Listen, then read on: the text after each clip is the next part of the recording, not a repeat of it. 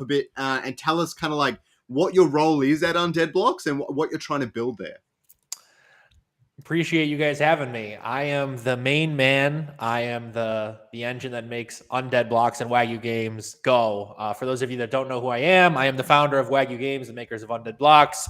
We've been working on Undead Blocks for almost a year and a half now. We launched really as a proof of concept in July of 2021, and it's really just taken off to awesome heights. We're approaching our full game launch at the end of this quarter. Really excited to bring this game to you guys. Happy to answer any questions you guys might have. I met TSG through an Illuvium talks with Andrew Wall, and we really hit it off, and definitely respect his platform as probably one of the top content creators in this industry. And just appreciate you guys having me on, and happy to answer any questions you guys might have. No, awesome. Yeah, look. Let's jump straight into it, man. And that Illuvium talks was actually one of my favorites as well. So that's the reason I hit you up after that. So. I wanna take this into a more personal level, just straight off the bat, just so our audience knows a bit more about you, so even I know a bit more about you on that level. Can you kind of tell us a bit about yourself and your story into crypto? Like, how did you get into this? What were you doing before crypto? And why make that transition into crypto? That's a great question. I would say I'm probably one of the more unique founders of a Web3 gamer project. I'm coming into this from the world of traditional finance, high finance. I was working at Goldman Sachs. I was working in sec lending. I went to school for mathematics. I've always been a data science individual. I've been a huge gamer my entire life. Was at Goldman, then I transitioned. I was an FPA director at a couple other large banks over here in the United States. Saw what was happening in Web3 and crypto, particularly Axie. Had my eyes on Axie, and I figured I could build a more sustainable, more engaging tokenomics model than what they had put out there, more so click to earn. And without Axie going live and going nuclear, I'm not sitting here with you guys today. But that's kind of where my mind was. In terms of a game, we raised $1.5 million for Undead Blocks, and we could have took it in a myriad of different directions, and we settled on more of a zombies approach. You're looking at something like Call of Duty. The franchise itself is really focusing on Warzone, taking a step back away from zombies, although they have millions of zombies players. And these zombie games really go nuclear on mobile. It's exactly the exact market we want to target. And from myself, I looked at it as I have two options here. I could either stay in my office with the corner office with a view and be miserable and, spend my time researching things like crypto, trying to find ways to retire faster, or I could just launch my own game, do things right, really take on some behemoths in this industry, particularly the gaming industry, Web2 gaming. Because I think there's a lot we can do, being in the IMX family as well as, Illuvium, I think really is going to help us. But the choice was simple. I could always go back to that life, and I will never go back. Wagyu is going to be an absolute behemoth in this space. And that's really what I do every single day. Is there are no days off in Web3. It's something that we want to build an awesome community. And I like to be very engaging with our community members. It's something you're always going to see me. You're always going to hear from me. And I think that's tough to find in this space. So definitely, I know that was a long-winded answer, but really just excited for the growth. I think we're getting into tech before tech became tech, and I think there's lots of room for us to run and expand. Yeah. So you touched on it briefly, but can you tell us a little bit more about why you decided on zombie shooter, right? Like there's lots of that stuff in the space. Even Fortnite, I think, had a go at it at one point. And obviously it was really, really big on mobile. Is Undead Blocks currently on mobile, or is that a big part of your master plan? That is the end game for us, is PC, Mac, mobile. You're seeing a lot of these FPS games that are taking on PC and Mac. Think, Midnight Society, Dead Drop. You're thinking of Shrapnel. We're very close with the Shrapnel group as well. But we want to build out more so the franchise to be on mobile with PC and Mac is for our really high-end competitors. Let's be honest, not everyone in the world has a TI 3080. And we're still early days in PC and Mac gaming. The M1 chips aren't even really optimized for gaming, so pretty much it's PC at this point. But I see a huge opportunity for mobile. I think that's where these games can win, especially for some of these games that need to have $200, $300, $400 million development budgets. You're looking at something like Fortnite. You're looking at CSGO, Call of Duty. It's going to be very hard to compete with those set titles. We basically took a look at the entire broad landscape of gaming and says, what's what's a niche that we can really target here, so that we can kind of attack a wounded animal. And we really decided that Call of Duty Zombies is the wounded animal we're going after. And we're doing a really good job of converting these players, saying, you've been playing a zombies game your entire life. I mean, let's be honest. Original COD Zombies lasted 15 years, 32 maps, and 30 million players at max. So there's a sizable amount of people and content creators that we can really go after and say, play our zombie game, put our own spin on it, but make it fun, make it fresh, and then introduce, layering on that blockchain. As an avid player of Call of Duty Zombies, there are so many elements of it that that Undead Blocks doesn't quite have yet. Are you going the whole 9 yards? Is your scope going really deep into zombies? I think one of the elements of zombies that Call of Duty did in particular really well is they had this really unique story element and all the Easter eggs and everything on each individual map. And those things were definitely my favorite part of playing personally. Are you planning to have those sorts of things moving forward as you expand your studio? 100%. It's what I played Call of Duty Zombies for as well. When Rick Toffin or Maxis blew up the moon, I went crazy. It's we do have an Easter egg in the beta. We need you to go back and find it. But it's talking a little bit about the storyline, and we realize we just can't layer on all this right away. Call of Duty Zombies, the first one didn't have a storyline. I mean, Nocturno 10, even though they made homage to it in the last one, it kind of was setting the stage, introducing, not even interesting characters, just like, you're just playing around. And I think we want to take a similar approach. We don't want to just create lore to create lore. We want the game to take its own sort of path, its own ethos. Right now, the storyline is, there's a horde, and basically these Z-Bucks are being airdropped to these fighters to essentially clear out the horde. And they're getting airdropped to their crypto wallet. The voice lines in our game, they make reference to crypto. And so as we make more maps, you will see more development of our characters, introducing new characters, making them eventually NFTs, where they will each have their own special powers, whether it's, faster reload, faster speed, et cetera, et cetera. But you're right. I mean, that is the funnest part of Call of Duty Zombies, is it didn't just feel like a shooter. It felt like you were watching a movie in real time. And especially some of these old content creators like FaZe Blaze, like Noah J, that were on these massive hunts to try to complete the Easter egg first. They were just playing for 17, 18 hours a day trying to complete this stuff. So we want to take that approach. We realize it will take some time, but I think we can really win there. Awesome. Yo, you kind of mentioned that you're in beta. You mentioned that in the future you wanna build this out with more maps, more characters, things like that. I actually really want to ask you, what's, in your perspective, is the end goal here? Like with this IP, what's the final 10, 20-year vision? I'm actually very curious to see how you just play that out, because obviously, like you say, Call of Duty Zombies, like you say, has been around for 15 years. How do you plan to expand your IP, if you do in any way? Like you just mentioned, movies as well. Somewhat like a movie. Are there plans to make an Undead Blocks movie, something like that? I think our IP, Illuvium's IP as well, and there's another one that we really like and follow, My Pet Hooligan. I think us three have a really good chance of, making a Netflix short story here, especially as the early days of crypto. I mean, zombie movies, they still, Train to Busan, World War Z, all these movies still explode at the box office. People love this kind of stuff. Walking Dead is somehow still on its last legs. It's been on its last legs for 4 years. It's still going. I see that they have, Carol's getting her own spinoff. Daryl's getting his own spinoff. So AMC can't get enough of this stuff. And so I do think there's a lot of opportunity there. In terms of Wagyu, what really our end goal is, there's a couple things. Is one, we want to just focus on FPS shooters for now, eventually migrating into more of a Red Dead Redemption vibe, where people can come in and they can not only just kill zombies, but let's say we could set up a casino, or we have a VR component to it. I think we really want to create a metaverse that's engaging. I think a lot of metaverses right now that you're seeing are there for investors, and they're not there for gamers or people to actually engage with. And that's a problem. And so also having the interoperability of our IP, like we have an My Pet Hooligan Hooli. There's a game called Kiraverse coming out that's going to be sort of a Smash Brothers Fortnite Battle Royale. 2 of our characters are in Kiraverse. So I want to have that interoperability with these other Web3 gaming studios. So when we make more games and more franchises, for example, when we're doing Easter eggs, maybe we can have some ties into Illuvium, My Pet Hooligan, Big Time, Blankos, and then those fans can be like, oh shit, like, damn, there was an undead reference here. So that's really how I think we're going to be able to expand together. But we want to get into VR. It's something we've explored. We've spoken to individuals at PlayStation about potentially putting into our game, into our ecosystem. And it's going to take a long time. I say PlayStation, I meant Oculus, but same thing, pretty close.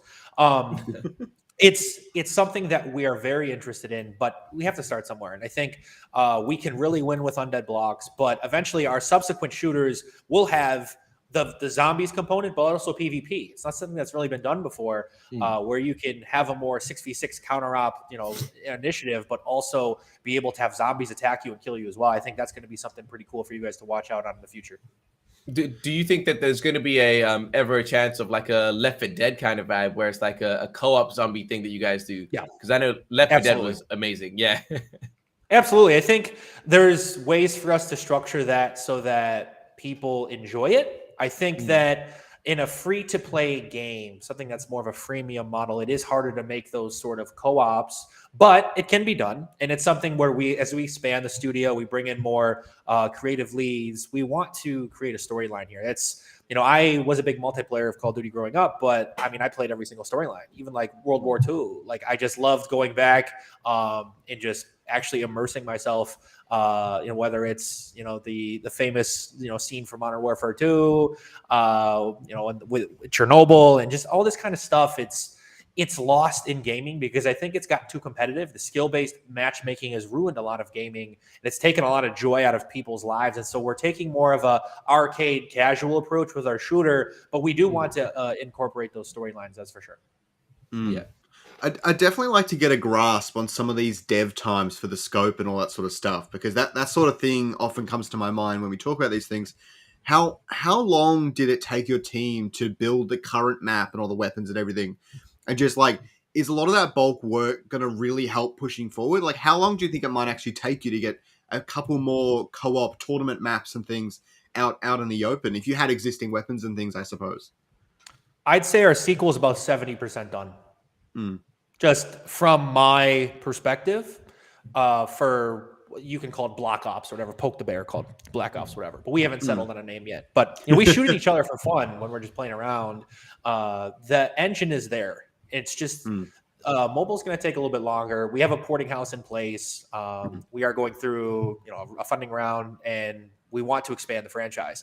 In terms of actual maps, the maps actually take the longest at this point. The reason why is you have to just, whether it's creating the assets from scratch, modeling, we could start with a bare bones approach, but our next map is going to be huge. Like our current map is tiny. It's called the Neighborhood. It feels a lot like Noctoronto 10, right? Our next map is going to be huge. It's going to have the power. It's called the Wagyu Wonderland. It's a mall map. And it's going to have opportunities everywhere for us to just raise money through advertisements. Like, if you want to open a Web3 shop in our game, go ahead. We're going to have the technology to be able to do so. We're going to have a cinema where there's going to be a rolling reel that we've curated from different sponsors, advertisers. This is all ways we can monetize and just fund our players, so we can continue paying them out. Instead of paying them out a currency that's going to go to zero, we can pay them out actual USD because we're driving that marketing spend. But in terms of the next month or the next map, it's not necessarily about the dev time. I mean, we want people to feel like they get enough runway per map. But in traditional Call of Duty Zombies, I mean, they usually launch with one. Sometimes they launch with two. And we want a linear storyline. So we want to run, I'd say we'll run season 1 for about 8 to 10 weeks once we do launch the map. And then we'll have another map in place. Yeah, that's crazy. I didn't know your next map was one of those larger ones with power and all the rest of it. Wow, that gets me really excited. I'm fully obliged. This is very much an Illuvium thing to do. Is I have to ask when. Like, can you give me like a ballpark? I'd say the next map probably, because we're going to launch the full game in December. I'd say you're going to see glimpses of the Wagyu Wonderland before the end of the year, and then full release. I'd say probably Q1, some time in there. And we want to time it up with special events. Like, we're running a $15,000 tournament this weekend for Halloween. expect a similar tournament for Black Friday, Christmas time, Valentine's Day. When there are large events, large things going on, we want to start timing some of this stuff, teeing it up and just sending it out there.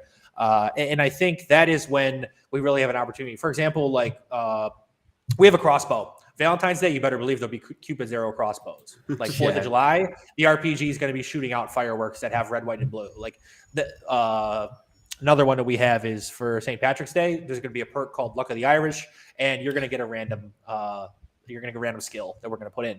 I don't know if you guys have used the blood boxes. So the blood box is a concept that we created. It was actually community created. If you guys have played Mario Kart, you hit the question mark box and you get a power up or power down. We have that exact same mechanism in Undead Blocks where you're going to be able to hit these blood boxes and you're going to be able to either take away people's ammo, make people faster, slower, make yourself invincible. So that is also the randomness of it. I don't think a lot of professional F1 drivers play Mario Kart. You get a lot of casual people playing Mario Kart because they can fuck with each other. So we want to have that same kind of vibe in Undead Blocks as well. You're not wrong. Yeah, the blue shell coming out. Can you imagine Undead Blocks with a blue shell? Just nuke the joint. That's hilarious. Yo, we kind of touched on dev time, but I actually want to go a little bit deeper there and ask about the team. Can you kind of talk to us about your team, your developers? Are you guys building internally? Are you guys outsourcing? What's that like? Can you tell us a bit about the history of some of your team and why they're killers in the space? Well, I can assure you, none of our you know what I mean. You know what I mean. Yeah, of course. We have a team of over 30 that is working at Wagyu alone on optimization, parameterization, and also the blockchain technology itself. Minting our NFTs. We launched the token, and they're awesome. They are doing the Lord's work. They're split between Vietnam. We have some in the United States, Miami. We have a little hub there. Eventually, we're going to expand our operations in Florida. I go back and forth from Vietnam. I've been there about 5 times now. Hanoi's an absolute blast. And we have about 12 and a half employees, not an actual half of a human, but in terms of like resource time management from Keveroo Games. And they do all of the artwork for us, the skins, the character skins, the animations. So there is a little bit of outsource there, but it really is just the skins. And the reason why is because we have 4 developers. They're really leading our charge there. They all did the season 10 skins for Fortnite. Every single skin, every weapon skin, every character skin in season 10 of Fortnite. These guys are geniuses. And it's just, we are running them around the clock to get as many skins as we can for these loot coffins that we're going to be selling powered by IMX. But we have a huge team. I mean, we're approaching 50. We have Isaac the Cash. He's basically managing the blockchain minting. He's coming to us from Team Finance, which was a DeFi locking protocol. As of August, it's like $2 billion staked. And so, I wasn't a blockchain minter myself. We have an actuary on staff, Michael Branson. He really helped myself develop the tokenomics model. He's coming to us from AXA, which is a large insurance company that's actually based in France, but they have an operation in Boston. And then we have Kyle Gordon, who most of our community members know. He does this at least 2 to 3 spaces a day. He's just basically our head biz dev, going out, finding players. He is the Jehovah's Witness of Undead Blocks, just getting people to download the game. He actually was a former mechanical engineer at Sumitomo in the United States. And really our background, all 4 of us, like the admins, what brings us all together is we were all at Fortune 100 level companies that basically decided, fuck working for Web2, corporate America, like let's go change the world, let's make a difference. So we just acquired a gaming studio, and we're just, if any of you guys develop, please let us know, because we are still hiring. But yeah, I mean, it's been a blast. None of us are from Epic or Treyarch or Riot. I think personally, those are just buzzwords that VCs want to hear. We are very talented, very motivated. We are, chip on our shoulder. Like, we want to prove to the world that we can make, AA.5 quality games that are a lot of fun to play in more of arcade style format and really engage with our community. Yeah, awesome. And sorry, Scars, before, I just want to make it clear to everyone, we are not hiring actual felons here. We're talking about highly skilled individuals. When I say killers, I mean highly skilled individuals. Yeah. I think Undead Blocks is one of those games that I have been sleeping on a little bit too much. I did try it. I played it every now and then. You flipped your camera now. I saw it in the chat there. I don't know what happened. I've wanted to go back and engage with it a bit more, but the tokenomic, not the tokenomics, sorry. The tournament structure, I understand. That makes sense to me when I jump in, but I haven't really delved into the NFT stuff too much yet, and I'll ask you some questions on that a little bit later, and kind of what your structures are there. But first, I want to get into tokenomics. So I don't know how to ask specific questions because I don't know your tokenomics model too well yet. So where are all your? I'm assuming you have some reserved for play to earn and things like that, and kind of what's the overall model that you've set up?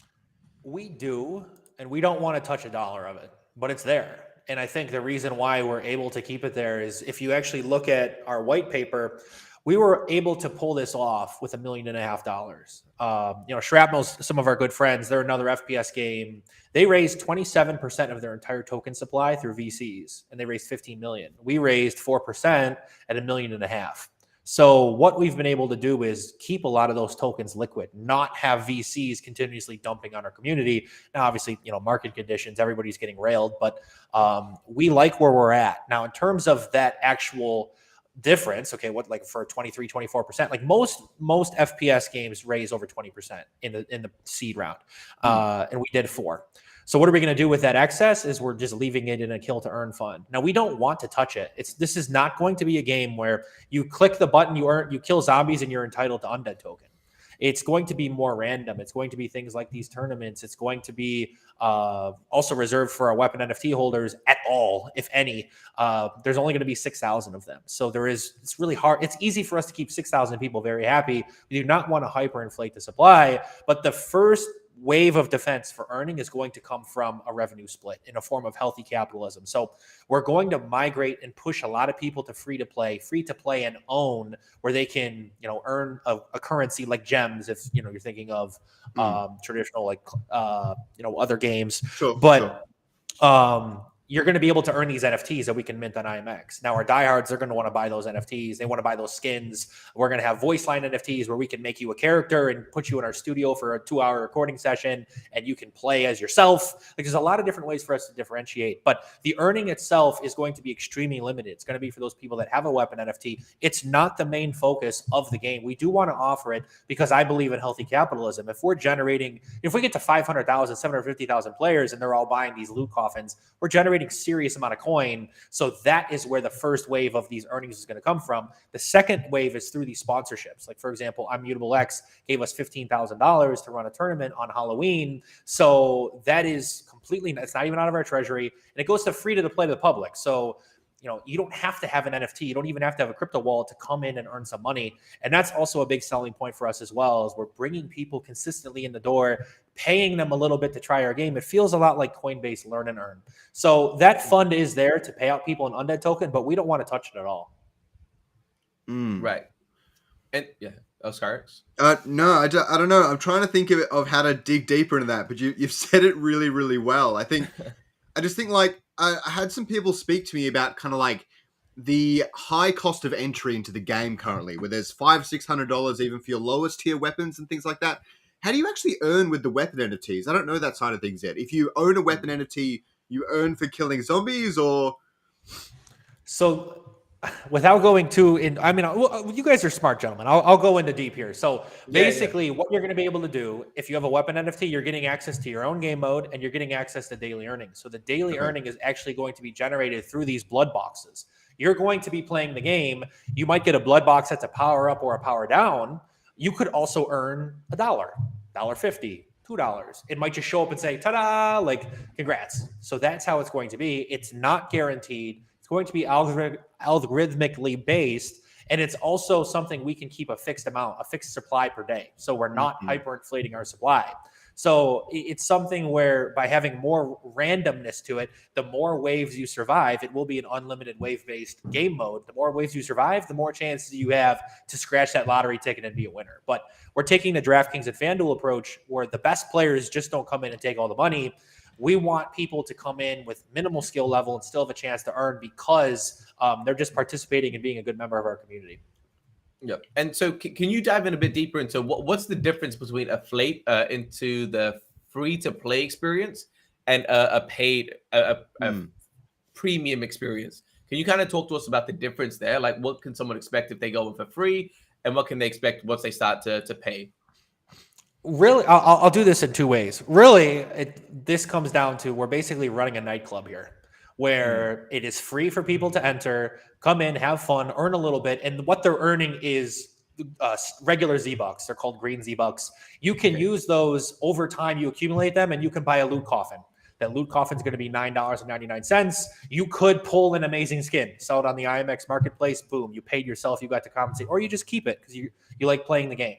Those that have the weapon NFTs, they paid money to be in the VIP section. They're going to get that revenue split from everyone that eventually says, wow, these loot coffins are cool. I'm going to buy them more. And we're going to make different tiers. We're going to have like limited edition runs. We're just basically operating also like a trading card company with these weapon skins. I feel like we're Gods Unchained crossed with CSGO. So the more players we can drive through free to play, we can use a portion of their funds in a form of healthy capitalism for those weapon NFT holders to be able to participate. But you also don't have to buy an NFT. You can acquire the Undead token, which is a governance token, eventually to be rebranded to the Wagyu token. Long story there. Happy to go into that. But you can stake it to mint an NFT at the same time, and then you'll get your tokens back after a 6, 9, or 12-month unlock. And we expect once the daily earning does go live for those weapon NFT holders, that more people will stake. But really, I mean, every tokenomics model is going to have a flaw in this world. And ours is, how do we get 1 million players? How do I get people to play the game for fun?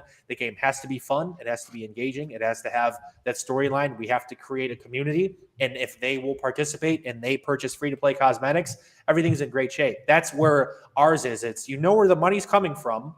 It's just something that we have to incentivize people to play. That's why we're going to be on all the top launchers. That's why we're working directly with the other large Web3 games to partner up and basically be, buddy. So when Blankos explodes or Illuvium explodes, other people are Googling other fun free Web3 games to play, and we'll be right there at the top with them. Yeah. So I want to. Sorry, Skarks. I really want to ask this. So you kind of mentioned that right now the Undead token going to be rebranded as the Wagyu token. Is a governance token. Can you just kind of go into the utility of the token? Like, when you say governance token, what does that mean to you, and what can like the community expect through that token? I think that most governance tokens in the industry have shit utility. I think that they're just a way for VCs. Most of them are for VCs to have exit liquidity. And I mean, I can't shit on that model too much because we created a token and we were able to raise money to build this game with a token, right? And so now it's my job, my responsibility to give it actual utility. What you're going to be able to do with it is you can either stake to mint an NFT right now. When our full game goes live, you can use the Undead token or Wagyu token at a heavy discount to buy an NFT. It's simple. As soon as you buy the NFT, those tokens are burned. It's a deflationary model, so it counteracts all of the unlocks that are going to be happening over a 4-year period.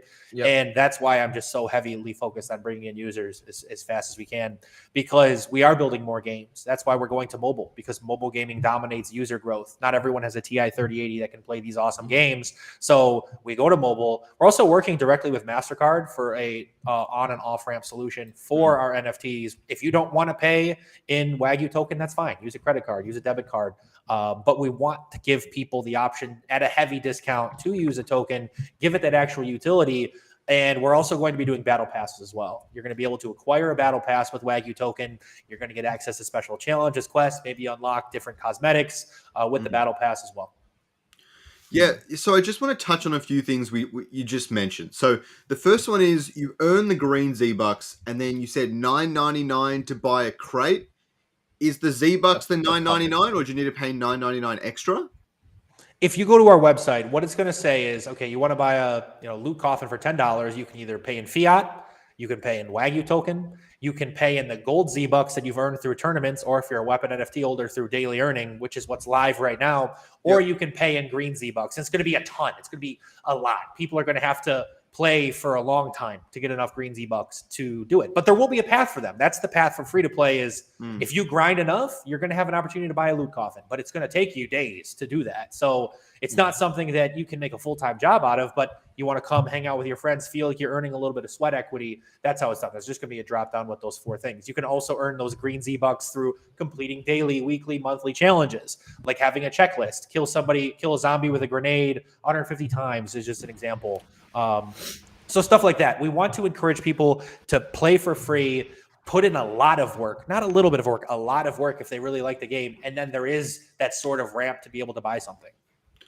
Yeah, so the other side of that is you mentioned staking your undead token or Wagyu token to mint an NFT. Now, do these NFTs have a finite supply? I like how your earnings is finite because you can control how much is earned based on how much revenue you're drawing in and things like that.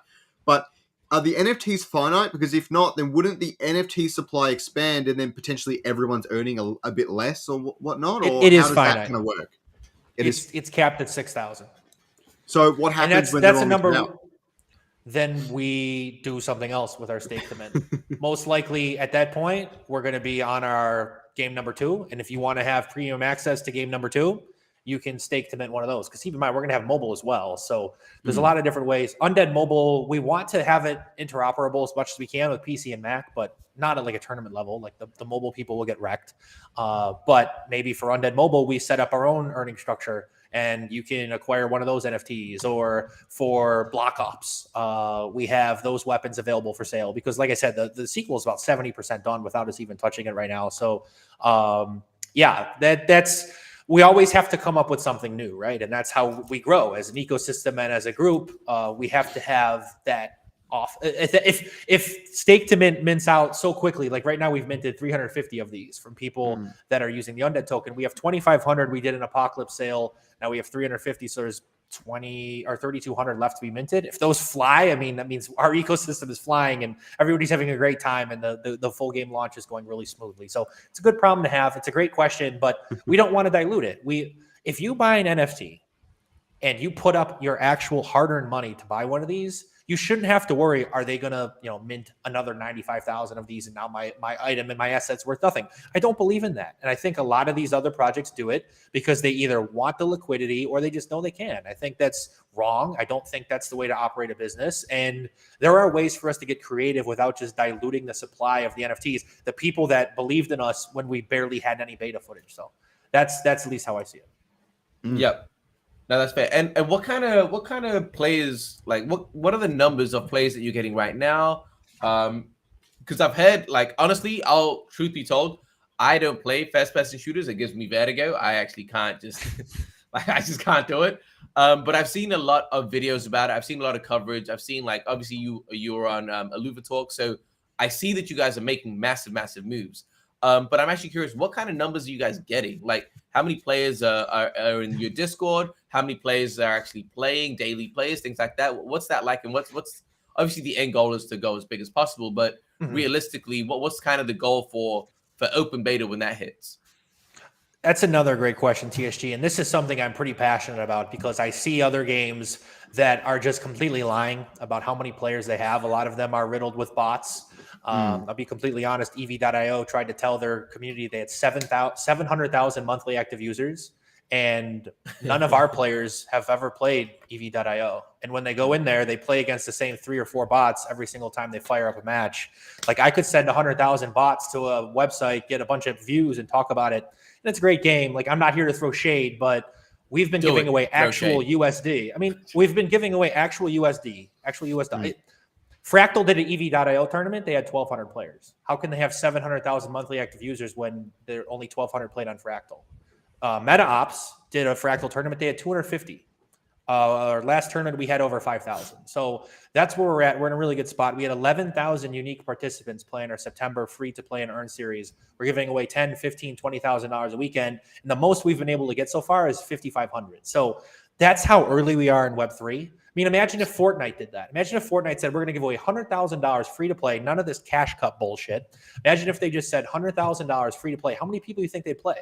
15, 20 million people participating in this. So, and it's not something a lot of these other giveaways, they say, oh, we're giving away $10,000. But you're really not. You're giving away some NFTs that you assign a tangible value to and a token that isn't even trading yet. So that's where I see some major beef. But I mean, each group has their own. But in terms of our players, we have about 1,200 daily active players, which we're really confident about because there is no multiplayer, there is no wave-based. And Scoriox, it's just you probably played this game and you're like, it's a good game, it's a zombie shooter, but you can only play the beta 5 rounds. What am I going to do with this? I completely agree with you. It's just not ready for us to put that multiplayer out there, but we put the multiplayer out there. You can hang it on the headsets. We do unlimited wave base, and we basically put a bounty up there for the world record, and we're going to have thousands of people playing this game. So there's a lot we can do with it, because we are so open to paying our community.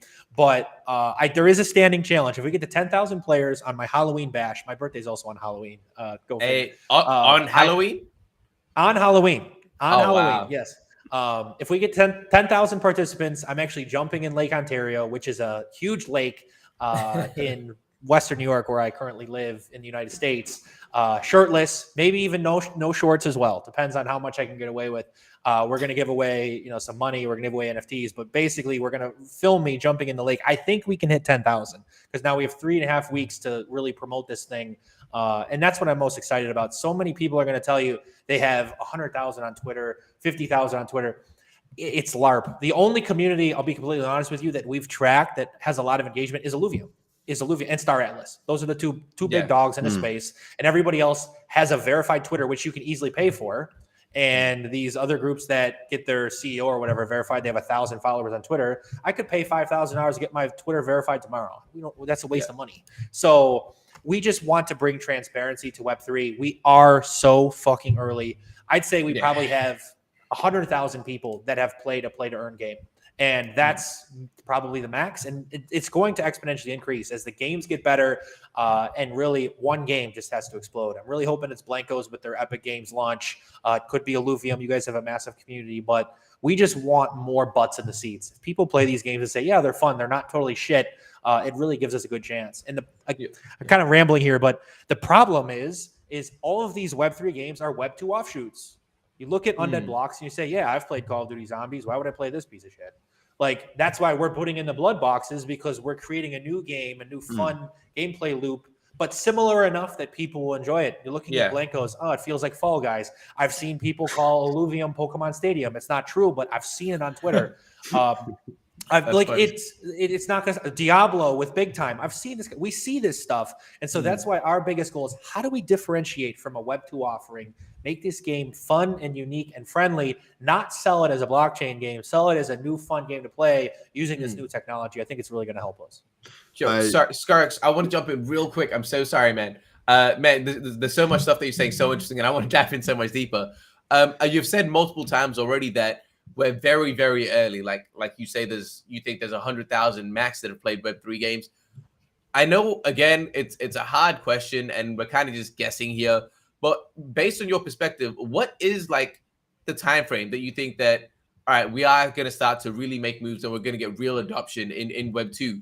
Obviously, right now with the bear market, it seems, I wouldn't say unlikely, but it seems like it's harder to achieve in this bear market. Or maybe you disagree with that. Do you think that the bear market doesn't matter as long as it's a solid game out there? But what kind of time frame are you looking at where we're going to get maybe not mass adoption, but just a rise, like an exponential rise in adoption? That's a good question. I'd say by June of next year, there's probably gonna be 10 times as many people watching this show. Book me for next June, and we'll check it out. I think you see a lot of good games with beta footage coming out in Q1 next year. I also look at an economic downturn, and I think people will be looking for gaming. They usually do in economic downturns, gaming as a release. But I also think gaming as a way to make money. The Google searches are exploding. I mean, we're doing a very good job on the YouTube algorithm. People come in our Discord every single day. They say, hey, I found this game on YouTube. How can I start earning? Then we have to tell them, hey, it's not live yet. You got to play in one of these tournaments. But doing a very good job. I think a lot of people are going to start Googling on YouTube video games to make money. You're looking at a website also in the United States called Doctor of Credit, where people are going to credit cards, opening bank accounts, looking for coupons, looking for savings. All this kind of stuff is, quantifiable and trying to really get an edge in your life and just trying to make some side income. And I think you're going to see a huge uptick in that. The problem is, Axie failed. And a lot of people got burned. A lot of people lost money. And you see Forbes, and the New York Times and all these guys, Axie promised people to become millionaires. Now they just wrecked a bunch of people in the Philippines. So now you have a lot of politicians in the United States that are saying play to earn is a scam. It's not. People that, play a video game and get no tangible value out of it other than entertainment. You're just participating in what I call the gaming brothel. You pay, and you get fucked. I think that's a that's really good the way to do it. scam. That's the scam. I mean, that's the scam is a Web 2 company telling you shouldn't save your progress from Warzone 1 to Warzone 2. What the fuck? I put all this money in here and now I can't even use the assets I paid. You just rented them. Like that's the thing that pisses me off is the progression. Like we're not promising people to become millionaires here. I think we want people to own their stuff, come in and take a little bit of the profit as we continue to grow in a form of healthy capitalism and just build a unique ecosystem where we can teach people like the Coinbase learner and teach people about blockchain. To come back to your question, I think 2023 is going to be a big year for play to earn. And I think people saying play to earn is dead, I think they're wrong. I think it just needs to be tweaked. We just need to increase the model, but let's not act like play to earn has been going anywhere. You can really sell a CSGO account on the black market if you so choose, if you unlock a 6 skin, or you can sell gems in some of these other games. And if you get caught, yeah, you're in trouble. But people are still going to do this. They're still going to want to game the system, and you're still going to have diehards of all these different games. And so that's where I think I would say a game like Kiraverse, a game like Illuvium, a game like Superior from Gala. Gala hardly promotes Superior. Game looks really good. It's an FPS game. You guys should check it out. I mean, you guys probably have, but your viewers looks really good, really strong. And I hate the term "a rising tide lifts all boats." I've seen that like 15 times on Twitter, but I can see what they mean. If one game explodes, so many more people are going to sit there and Google, "Hey, having a great time with Blanco's Block Party or TSG's Block Party. Like, what else can I play? What else can I make money from?" So I would say June of 2023 is going to be a really good time for us. Yeah. Oh, stop it with Blancos. I have a lot to say about Blancos. It's incredibly dull. Me and TSG I don't like Blancos, but Mythical raised at a $1.2 billion valuation, which, by the way, it's obvious now that they're releasing Myth token. I mean, you can see where this is going. That token is going to have a huge allocation for these venture capital firms. But our game is just as fun as Blancos. Our game really is just as fun. They're a different approach.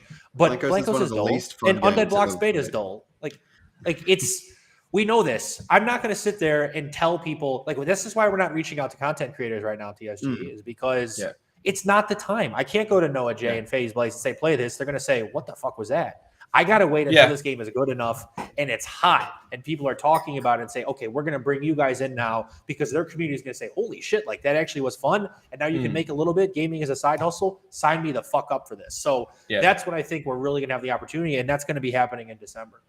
That's legit been my process as well, and like my thought process in regards to like influencers and stuff. I was like, yo, I'm not right now trying to be chasing after these Web 2 gamers. It doesn't make sense.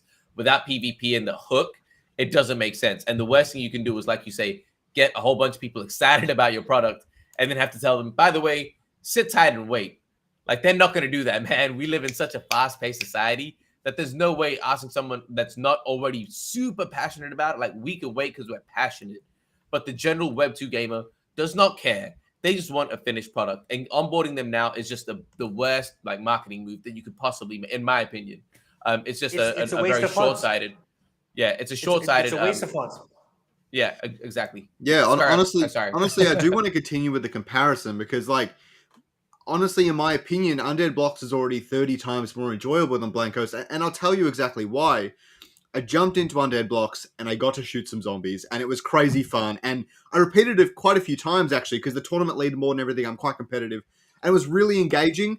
I don't have quite the time to do it every day, otherwise I probably would, at least one round. It's really, really fun and engaging.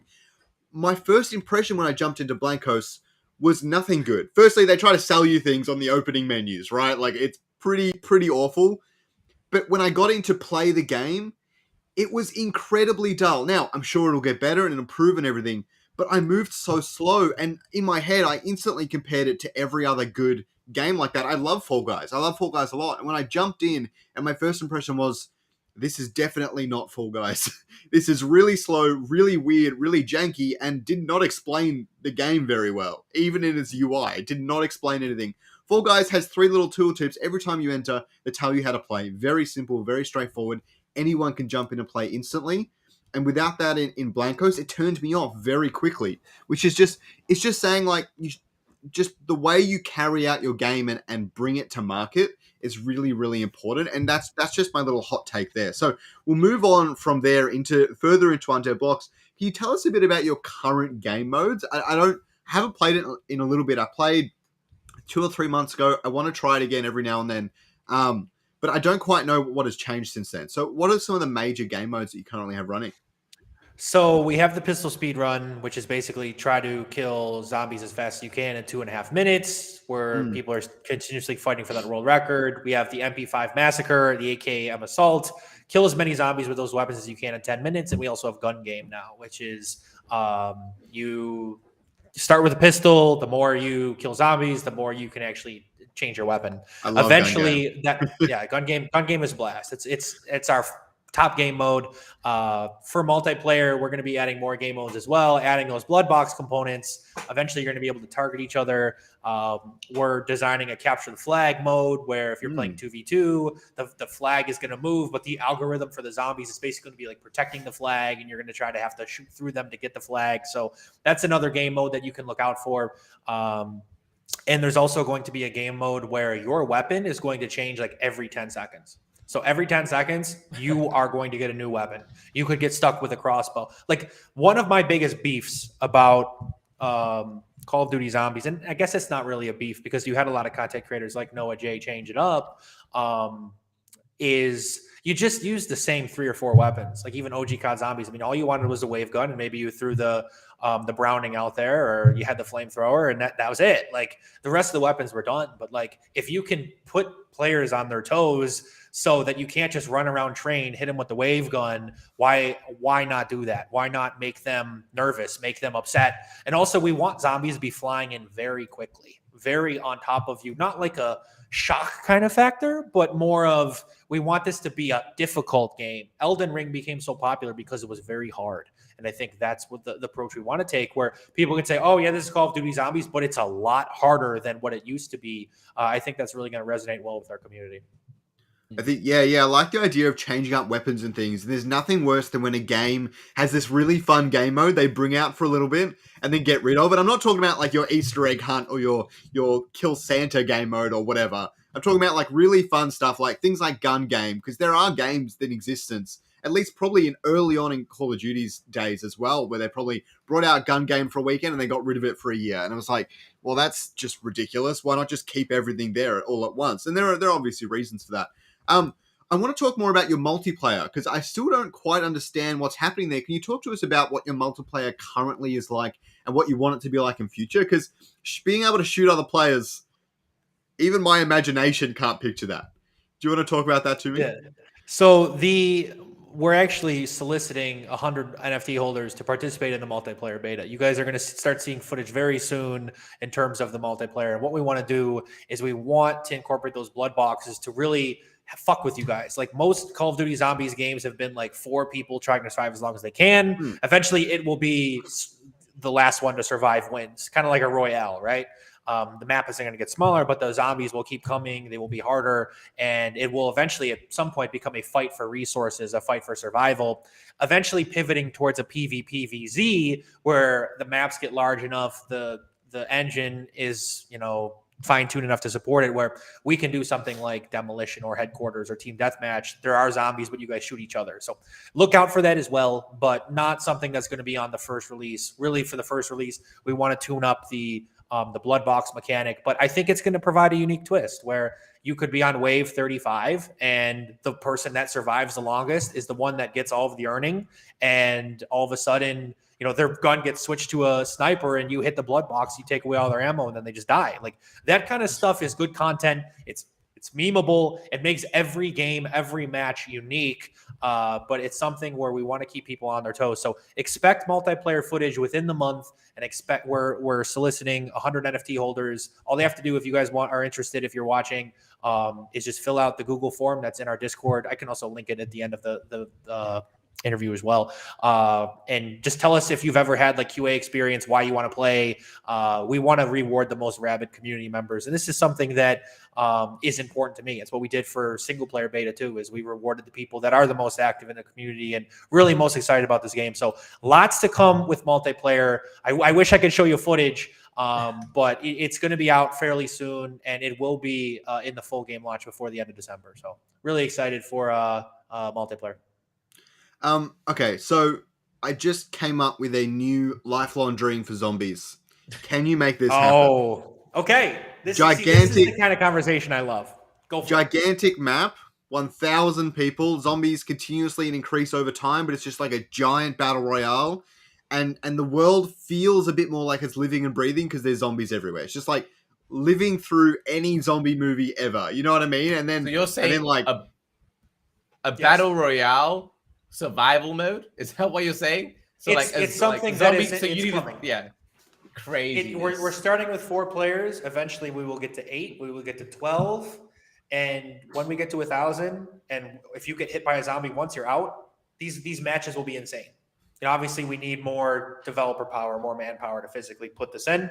But it is something that will be coming into Undead Blocks. Why stop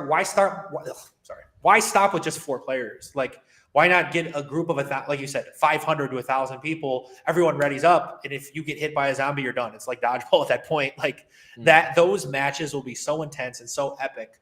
But it's something we can do. It's not something that is out of the realm of possibility. We just need more resources to be able to do that. But we want to put those in 100%.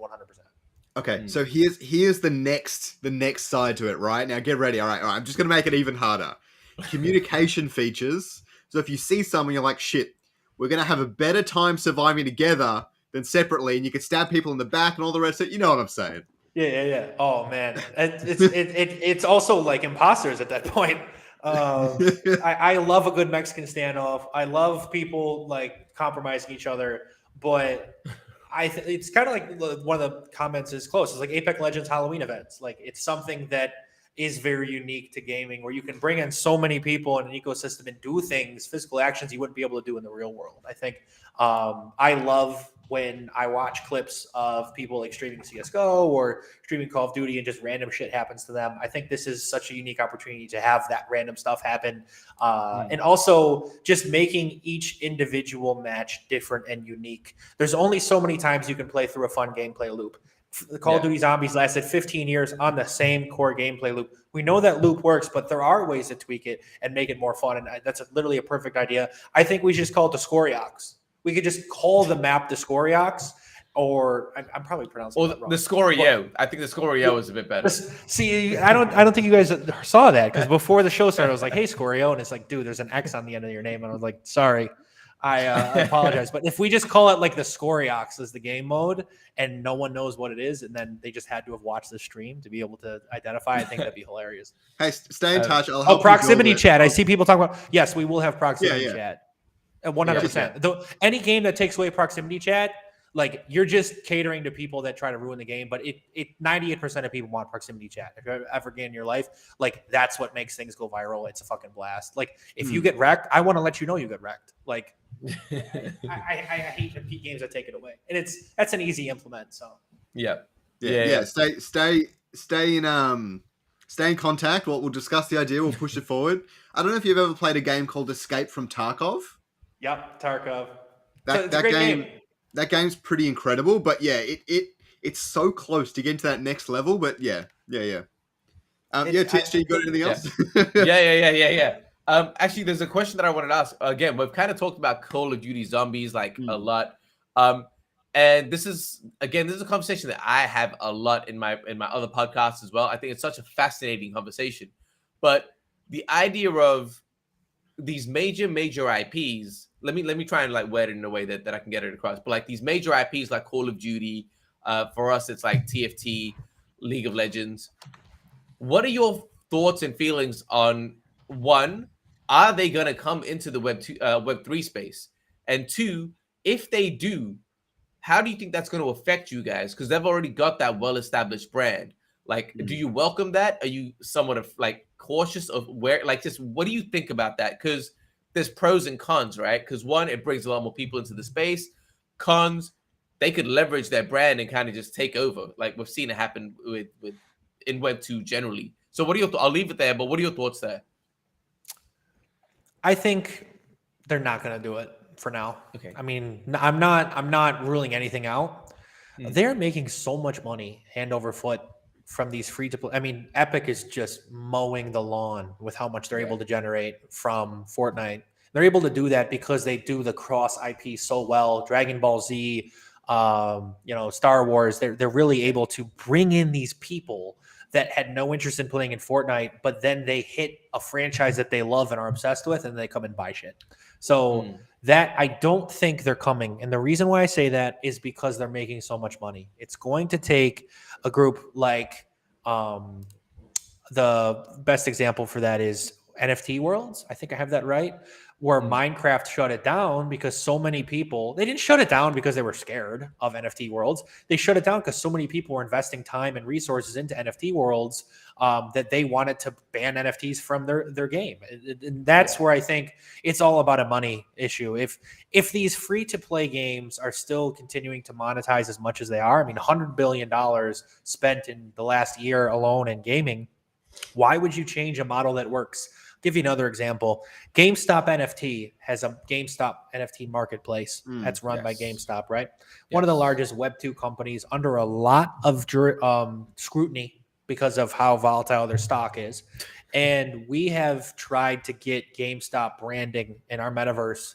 They don't want to touch anything with NFTs. If you even want to get a post on their Twitter account, you got to go through 4 lawyers just to even get us to post. We said we're the first zombies game in Web3. Our announcement with GameStop was delayed 3 weeks because they said you actually can't say you're the first game because there was a game 2 years ago, but they're no longer active. So that is where the world lives in Web 2. Imagine the legalities of offering these NFTs. They will never do play to earn. They will never touch it. The reason why is because why would they create a game that is just purely entertainment value and then try to bring you in through earning? They already have enough players.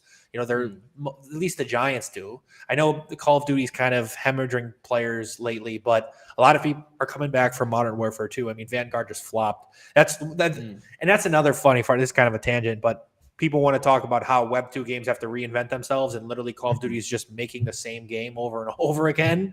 And they're still continuing to just rake in the money. So I don't think it's coming. FIFA's another. Madden, dude. Like, how many Maddens look exactly the same? How many NBA 2Ks look exactly the same year after year? People will buy it for the IP. So I don't believe that they're going to make the move. They will make the move if a game like Midnight Society explodes and Dr. Disrespect brings all of his players and there's hundreds of millions of dollars pouring in his ecosystem. They're going to take notice. Now, who is going to move into space is the Web 2 games and the Web 2 advertisers that advertise for these esports groups. You know, I told you we're working directly with MasterCard for an on and off ramp solution. We've spoken to 100 Thieves. We've spoken to FaZe Clan.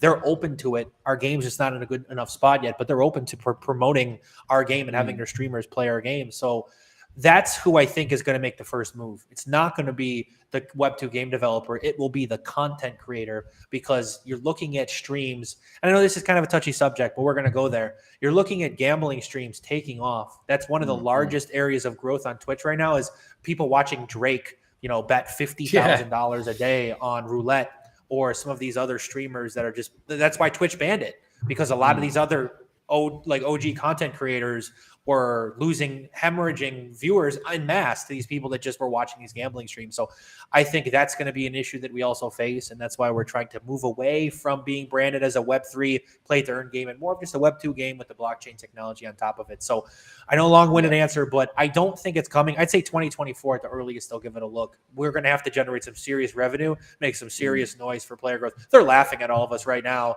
You know, Decentraland, 1,000 users, Sandbox, 1,000 users, Undead Blocks, 1,200 daily active users. They're laughing at us and saying, you know, you look at you little peasants out here. You keep your little people that are just in for speculating. But when that first game goes viral, I think that's when you're going to start seeing some executives take note, and we just have to keep making noise.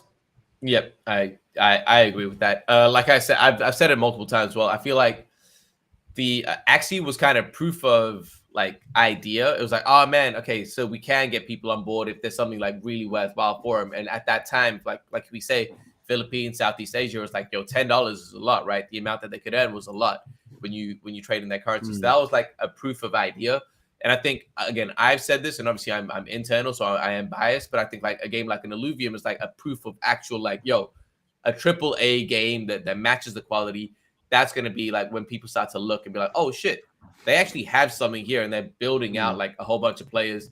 That's when we need to start looking at it. That's kind of what I think. But of course, I'm biased. I know it's not just going to be Illuvium, but but I know that I think Illuvium has the best chance. It does, because One, you have the structure, you have the ecosystem, and Illuvium was first. A lot of people brand themselves and create tokenomics models and structures off of what Illuvium has been able to do. And I think Axie, I mean, they said that they had 400,000 players, but a lot of those were actual computer programs that were just initiating the actions for the game. So it wasn't actually 400,000 people.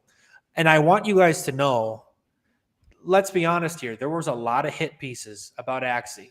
Who do you think's funding those hit pieces? Who do you think's actually writing those hit pieces? If you look at actually some of the biggest pieces and the authors, a lot of them were in Web2 gaming, right? They're looking for a reason to beat this down because they're continuing to ride the gravy chain of Web2 gaming. And I think that's where, you have to just continue to rise up against those external factors. The world as we know it is so anti-crypto. I mean, maybe not anti, but they just don't know enough about it. You go to a supermarket, 2 out of 100 people are going to tell you what an NFT is and be right. I'm sure a quarter of them have probably heard about it, but most of them don't even know. I know this because when I go to the supermarket, I just talk to random people and I ask them, what do you know about blockchain? Or what do you know about crypto? What do you know about an ERC20? They have no fucking clue. So we could not be earlier. If you walked in 1993 and told somebody that you could have a car pick you up at your house and take you to the location, they look at you like you're crazy. And in 10 years, most of these games will be Web3 NFT incorporated. I don't know what blockchain it's going to be on. Hopefully it's on Ethereum, since that's what, it seems that we're Ethereum maxis here in this group. But I don't know, but it will get there and it will come with time. It will come with, there's a lot we could talk about, but the more rugs that happen and the more people that come in this industry and get burned, they'll turn their backs to it forever. They'll be disappointed. How many people go to a restaurant, they have one bad experience, they never go back. Now we come in here and people lose money because they were sold a dream or sold a promise. They'll never come back. And that's what I want to clean up in this industry, is support projects that have doxed founders, have a good backing, VC backing that you can look at and say there's other good projects. Not every project is going to succeed, but these clear rugs have to stop. It's killing people, not actually killing people, but it's ruining their experience in this industry. We talk about killing a lot tonight. It's Friday night here. I think it's Scarx's influence.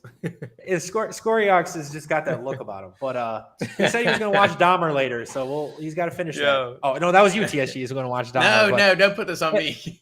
Every rug is a killer for those people that were involved. 2 or 3 people profit and hundreds lose, and they tell their friends, hey, don't invest in NFTs, don't invest in crypto. Here's what happened to me. So that's really, I just want to be a champion for doing things the right way, being transparent, setting expectations. I mean, let's be honest. What was the largest project this summer that flopped? Pixelmon, right? They put out this huge trailer. Oh my God, everyone was so excited. And they put that little pixelated shit art out there and raised $75 million. That could have been this mental. I mean, it just was mental. And so many people got hurt. A lot of people in our community got hurt by that too. And that's where I want to be a champion for doing things the right way, being transparent and just letting people know, like, it's not as scary as you think it is. Just, you have to choose your projects, choose your people wisely. Yeah, 100%. Yo, Scarx, just real quick, did you see the comment about your Jeffrey Dahmer glasses? I don't even know what Dahmer is. You don't know who Jeffrey Dahmer is? Oh my! No. I gotta look it up. Oh my God! Yeah, definitely look that up. Mental. But yo, Scarx, I'll let you wrap it up. Yo, Grant, this has been amazing, dude. Again, appreciate you. There's such a free flowing conversation, so much insight. I'm kind of talking what I said. Scarx can wrap it up, but I just wanted to give you the props before I throw it to Scarx. Well, appreciate you coming on, man. Really do. Yeah. Thanks for going deep with us. I think we don't, me and TSG, or probably more so me, we don't get a lot of chance to look at different game projects in the space, since we're so heavy into Illuvium and all the rest of it, right? But we know there are others out there, and there are lots of people building in this space, and it's great to get a deep dive from someone who knows it well, because there's nothing worse than misquoting anything on a video or anything like that. But you've given us a lot of insight and talked to us about your vision and where you see it going.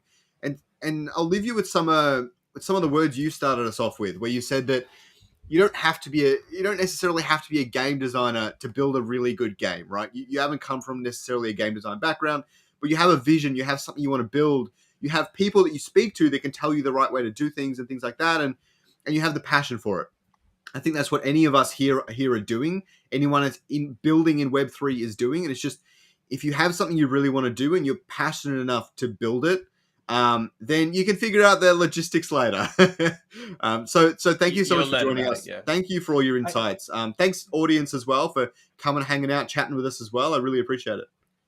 I definitely want to comment on that too, as well.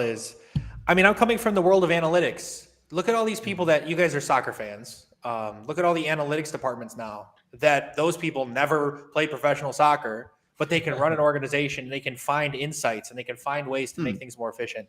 My job is to find the most talented people and let them do what they do and not meddle and not get in their way and game and just continue playing games, continue talking to people like yourselves that are participating in other projects. This is how we win. Like, I want to have these relationships with you guys, and it's just been an absolute blast. Really great conversation. Would love to do it again sometime. So anytime you guys, need a guest, I'm always available, but I really do enjoy the candid conversation and great questions too. About the space. I met TSG, and just the way that you speak, you kind of light up the room. You're with your smile, and again, not a sexual way. But I appreciate you guys coming on and just hanging out. It's been a great time. So thanks for having me. Hey, no problem at all. All right, so we'll leave it off, guys. See you, everyone.